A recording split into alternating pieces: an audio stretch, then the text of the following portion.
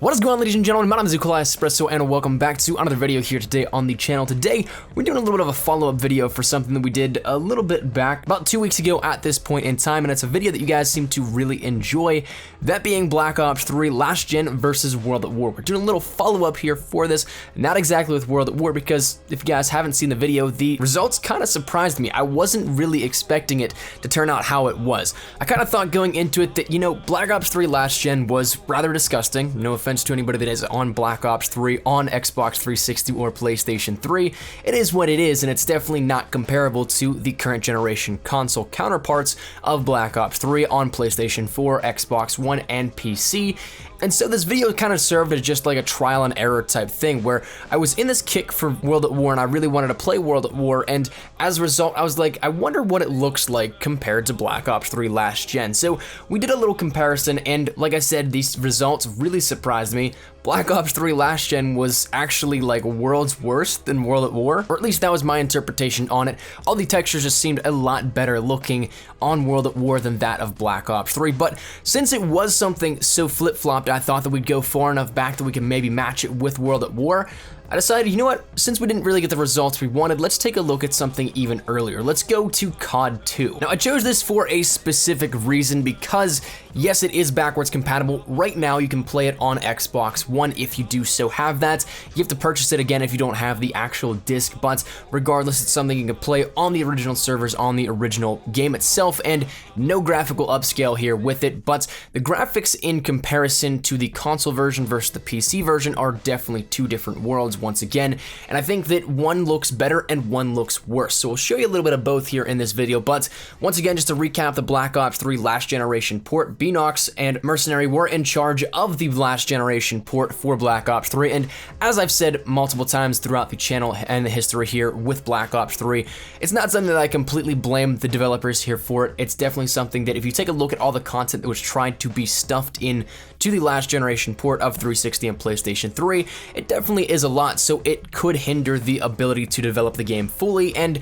maybe it was a rushed thing, maybe it is something like some of the comments have suggested that it was something rushed and just trying to milk a little bit more out of it, but in reality it is what we got, and so therefore it is what it is. Moving forward though, within Infinite Warfare we of course didn't see anything on Last Generation, so this was the last port that we had for this, and of course because we keep consistently getting bigger and bigger in terms of the game, what content's in it, the graphical capabilities and all that, it does push on that hardware a little bit. So this was the last time that we had to see this sort of thing, and maybe a lot of people are very happy about that, some maybe not, but Black Ops 3 on Last Generation no doubt had a lot of different graphical comparisons to the counterparts once again, and of course being so has a lot of downscaling and a very minuscule amount of textures on different environments, weaponry, and all that kind of stuff. Even the HUD itself is very dumbed down and doesn't look as complete as that of the counterparts on Xbox One and PlayStation 4. So basically that's what we got, and of course, not to beat a dead horse, it's not something that is maybe the best graphical game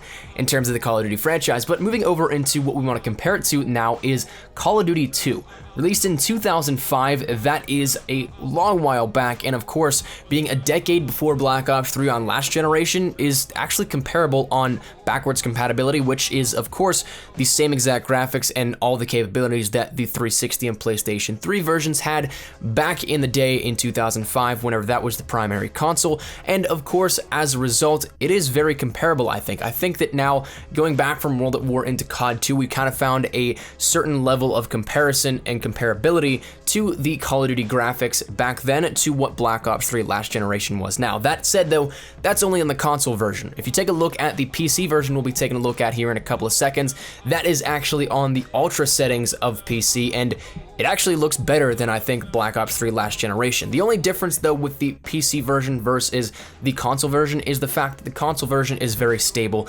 All the graphics and all the textures are rather right around the same similarities and how in depth they go. However, on the PC version with the ultra settings, a lot of the stuff is changed around. A lot of the textures, especially on the weaponry, you'll see it, there's a lot more detail in it there, and maybe you'll see some differences in terms of not a stable graphical comparison overall, but some of the weaponry looks a lot better up close. Meanwhile, you still have some ambiguous and malformed character models in the way of your enemies within the game. So it is something that is not entirely stable across the board. Meanwhile, the console versions kind of are a little bit closer to that. So it's open for interpretation. Some stuff, of course, is definitely better looking on the PC version with the ultra settings, whereas you can't upscale any quality for the console versions.